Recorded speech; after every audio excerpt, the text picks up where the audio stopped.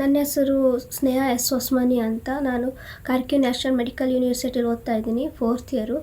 ಇಲ್ಲಿ ಸ್ವಲ್ಪ ನಮಗೆಲ್ಲ ಟೆನ್ಷನ್ ಆಗ್ತಾ ಇದೆ. ಬಟ್ ಅಷ್ಟೊಂದು ಪ್ಯಾನಿಕ್ ಏನಿಲ್ಲ. ಬಟ್ ಸ್ವಲ್ಪ ನಾವು ಪ್ಯಾನಿಕ್ ಆಗಿದ್ದೀವಿ, ಏನು ಮಾಡೋದು ಹೇಗೆ ಅಂತ. ನಾವೆಲ್ಲ ಟಿಕೆಟ್ ಬುಕ್ ಮಾಡಿದ್ವಿ. ಬಟ್ ಅದು ಇವತ್ತು ಬೆಳಗ್ಗೆ ಕೀವ್ ಏರ್ಪೋರ್ಟಲ್ಲಿ ಫೈರಿಂಗು ಎಲ್ಲ ಆಗಿದ್ದರಿಂದ ನಮ್ಮದೆಲ್ಲ ಏನು ಟಿಕೆಟ್ ಕ್ಯಾನ್ಸಲ್ ಆಯಿತು. ಸೊ ಅದಕ್ಕೆ ನಾವು ಏನು ಮಾಡೋದು ಗೊತ್ತಾಗ್ತಿಲ್ಲ. ಅದಕ್ಕೆ ನಾವು ಇಂಡಿಯನ್ ಎಂಬಾಸಿಗೆ ರಿಕ್ವೆಸ್ಟ್ ಮಾಡ್ಕೋತೀವಿ, ಅವ್ರು ನಮಗೆ ಏನು ಕರ್ಸ್ಕೊಳ್ಳೋಂಗೆ ಏನಾದರೂ ಒಂದು ವ್ಯವಸ್ಥೆ ಮಾಡುವಂತೆ, ಸ್ಪೆಷಲ್ ಫ್ಲೈಟ್ ಅಥವಾ ಏನೋ ಒಂದು ವ್ಯವಸ್ಥೆ ಮಾಡಿ ನಮ್ಮನ್ನ ಸೇಫಾಗಿ ನಮ್ಮ ಇಂಡಿಯಾಗೆ ನಮ್ಮನ್ನ ಕರ್ಸ್ಕೊಳ್ಳುವಂತೆ.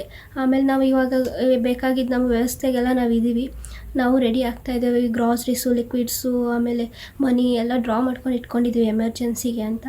ಸೊ ಇನ್ನೊಂದು ಸಲ ಎಂಬಾಸಿದವ್ರಿಗೆ ರಿಕ್ವೆಸ್ಟ್ ಮಾಡ್ಕೋತೀವಿ, ನಮ್ಮನ್ನ ಸೇಫಾಗಿ ಇಂಡಿಯಾಗೆ ಕರ್ಸ್ಕೊಳ್ಳಿ ಅಂತ. ಸ್ನೇಹ ಸಣಪಕ್ಕಿರಪ್ಪ ಹೊಸಮನಿ ಎಂಬ ನನ್ನ ಮಗಳು ಮುಂಡಗೋಡು ಉತ್ತರ ಕನ್ನಡ ಜಿಲ್ಲೆಯವಳು 2018-19 ಸಾಲಿನಲ್ಲಿ MBBS MD first year admission ಅನ್ನ ಯುಕ್ರೇನಿನ ಕಾರ್ಕ್ಯೂವ್ ಮೆಡಿಕಲ್ ನ್ಯಾಷನಲ್ ಯೂನಿವರ್ಸಿಟಿಯಲ್ಲಿ ಅಡ್ಮಿಷನ್ ಪಡೆದಿದ್ದಾಳ. ಈ ವರ್ಷ 4ನೇ ವರ್ಷದ MBBS ವಿದ್ಯಾಭ್ಯಾಸ ಮಾಡ್ತಾ ಇದ್ದಾಳ. ಈಗ ಯುಕ್ರೇನ್ ಮತ್ತು ರಷ್ಯಾದ ಮಧ್ಯೆ ಯುದ್ಧ ನಡೆದು ಕರ್ನಾಟಕದ 250 ವಿದ್ಯಾರ್ಥಿಗಳು ಕಾರ್ಕ್ಯೂವಿನ ಮೆಡಿಕಲ್ ಕಾಲೇಜಿನಲ್ಲಿ ಓದ್ತಾ ಇದ್ದಾರೆ. ಮತ್ತು ಯುಕ್ರೇನ್ ರಾಷ್ಟ್ರಾದ್ಯಂತ 18,000 ಇಂಡಿಯನ್ ಸ್ಟೂಡೆಂಟ್ಗಳಿದ್ದಾರೆ. ಈಗ ಅವರು ಬರಲಿಕ್ಕೆ ವಿಮಾನಗಳೆಲ್ಲ ಬಂದಾಗಿದ್ದಾವೆ.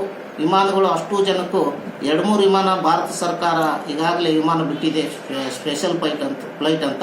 ಈಗ ಆ ವಿಮಾನಗಳು ತುಂಬಿಕೊಂಡು ಬಂದರೂ ಕೂಡ ಇನ್ನೂ ಮಕ್ಕಳು ಉಳಿತಾರೆ. ಅದಕ್ಕೆ ಕೇಂದ್ರ ಮತ್ತು ರಾಜ್ಯ ಸರ್ಕಾರ ವಿದ್ಯಾರ್ಥಿಗಳನ್ನ ಕೂಡಲೇ ರಕ್ಷಣೆ ಮಾಡಿ ಅವ್ರನ್ನ ಇಂಡಿಯಾಕ್ಕೆ ಕರೆತರ ವ್ಯವಸ್ಥೆಯನ್ನು ಮಾಡಬೇಕಂತ ನಮ್ಮ ರಾಜ್ಯದ ಮುಖ್ಯಮಂತ್ರಿಯವರಿಗೆ ಮತ್ತು ನಮ್ಮ ಭಾರತ ಸರ್ಕಾರದ ವಿದೇಶಾಂಗ ಸಚಿವರಿಗೆ ಈಗಾಗಲೇ ನಾವು ಮೆಸೇಜ್ ಮೂಲಕ ಎಲ್ಲ ಪಾಲಕರು ವಿನಂತಿ ಮಾಡಿಕೊಂಡಿದ್ದೇವೆ. ಹಾಗಾಗಿ ಸರ್ಕಾರ ಕೂಡಲೇ ಮಕ್ಕಳನ್ನು ರಕ್ಷಣೆ ಮಾಡಿ ಈ ನಮ್ಮ ದೇಶಕ್ಕೆ ಕರೆತರಬೇಕಂತ ಸರ್ಕಾರವನ್ನು ವಿನಂತಿ ಮಾಡ್ತೇವೆ.